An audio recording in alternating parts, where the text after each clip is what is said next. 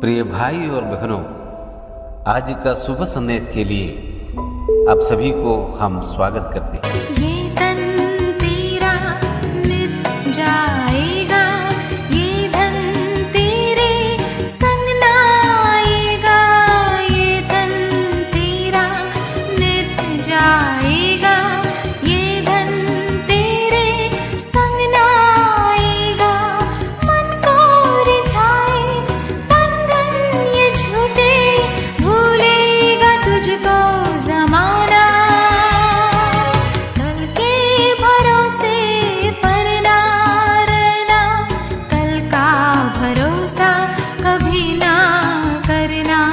कल क्या होगा किसी ने न जाना, किसी ने न जाना। कल के भरोसे पर ना रहना। आज का संदेश प्रभु के दास डेविड पी आइसक गुजरात से बांटा जाएंगे। प्रार्थना के साथ सुनिए। जीविता परमेश्वर और उद्धारकर्ता प्रभु यीशु मसीह के पवित्र और पावन नाम में मॉर्निंग वॉइस सुनने वाला प्यारे मित्रों, आप सबको सुप्रभात। आज का मनन के लिए पवित्र शास्त्र बाइबल से एक आयत पढ़ के सुनाना चाहता हूं।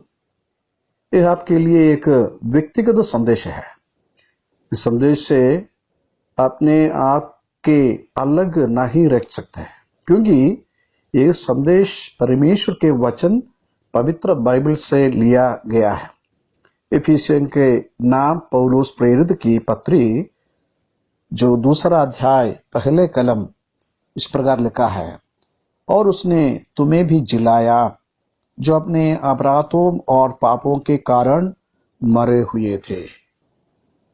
इस पद में पापों के कारण मरे हुए थे ऐसा एक शब्द देख सकते हैं, जो पवित्र बाइबल के रोमियो की पत्री 3 अध्याय 23 कलम में लिखा है, सबने पाप किया है और परमेश्वर की महिमा से रहित है। पाप किया है इसका अर्थ है कि लक्ष्य से चूक गया है।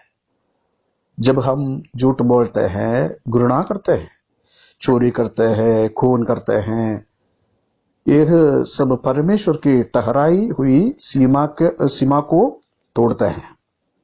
इसका तात्पर्य यह है कि हम सभी परमेश्वर की सिद्धता के स्तर से नीचे रह गए हैं। आगे के विचार यह है, पाप का दंड जरूर मिलेगा। पाप का दंड क्या है? बाइबल बताते हैं पाप का मजदूरी तो मृत्यु है। रोमियो की पत्री 3 अध्याय 23 कलम में लिखा है, मान लीजिए आप मेरे लिए कुछ सेवा करते हैं, जिसके लिए मैं आपको 300 रुपया देते हैं, और 300 रुपया अपने मजदूरी के रूप में पाया है। बाइबल कहते हैं कि हम पाप करने के कारण मृत्यु दंड के लायक है और पवित्र परमेश्वर से जो अलग है। आपको परमेश्वर के पास आने के लिए कोई भी मार्ग नहीं था, अर्थात परमेश्वर ने स्वयं आपको पास आने के लिए ठान लिया। यह बाइबल जो कहते हैं यीशु मसीह आपके लिए मर गया है। इफिसियों की पत्री हम जो पढ़ लिया है 2 अध्याय पहले कलम में, आपको मृत्यु से जिलाने के लिए यीशु मसीह जो मर गया है।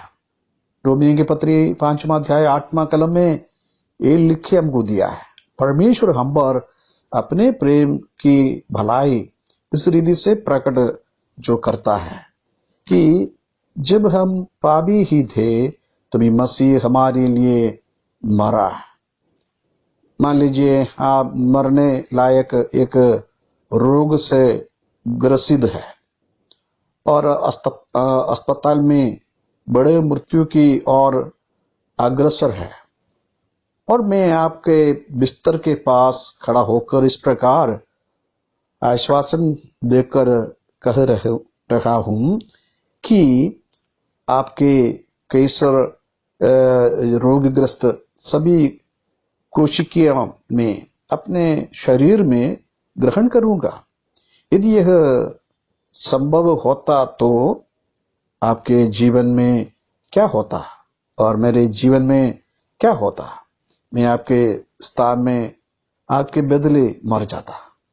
बाइबल कहते हैं कि जो दंड मुझे मिलना था वे सभी प्रभु यीशु ने अपने शरीर पर जो ले लिया और हमारे स्थान पर मर गया। प्रभु यीशु ने पाप और मृत्यु को हराकर तीसरा दिन जीवित हो उठकर इस दावे के साबित किया कि वे परमेश्वर है। ऐसा एक अवस्था से आपको एक अच्छा संदेश जो सुनने के लिए अभी एक अच्छा मौका मिल गया है। आप प्रभु यीशु मसीह पर विश्वास करके आप उद्धार पा सकते हैं। एफेसी की पत्रिया 2 अध्याय 8वीं और 9वीं कलम में ऐसे लिखा है, विश्वास के द्वारा अनुग्रही से तुम्हारे उद्धार हुआ है और यह तुम्हारी ओर से नहीं वरन परमेश्वर का दान है और ना कामों के कारण, ऐसा ना हो कि कोई घमंड करे। विश्वास करने का अर्थ है भरोसा रखना, प्रभु यीशु मसीह पर भरोसा रखना है।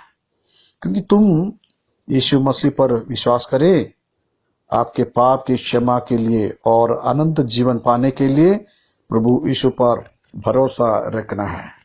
जैसा आप अपने परिश्रम के बिना जो एक जगह पर बैठकर, मीन्स जो उदाहरण के लिए एक कुर्सी पर पूर्ण भरोसा के साथ बैठते हैं, वैसे ही प्रभु यीशु पर आप विश्वास करें कि आपके परिश्रम बिना आपको वह स्वर्ग का भागीदार बनाएगा।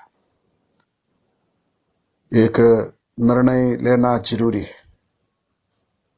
आप जो ऐसा कह सकते हैं, मैं जो चर्च में जाना वाला है, धर्मी वाली एक व्यक्ति है, मैं आराधना के एक स्थान पर जाता हूं, मैं चोरी नहीं करता, मैं खून नहीं करता, झूठ नहीं बोलता, मैं एक अच्छा व्यक्ति हूं, मैं गरीबों की मदद करता हूं। ऐसा अलग अलग सुंदर बातें आप जो करते हो, ये सब अच्छी बात है, परंतु ये सब बातों आपको स्वर्ग का भागीदार नहीं बनाएगी। आप केवल यीशु मसीह पर विश्वास करें, भरोसा रखें, तो परमेश्वर आपको मुफ्त में आनंद जीवन देगा। क्या आपको ये बात समझ में आए? अगर कोई तकलीफ है तो और बाइबल की संदेश सुनिए।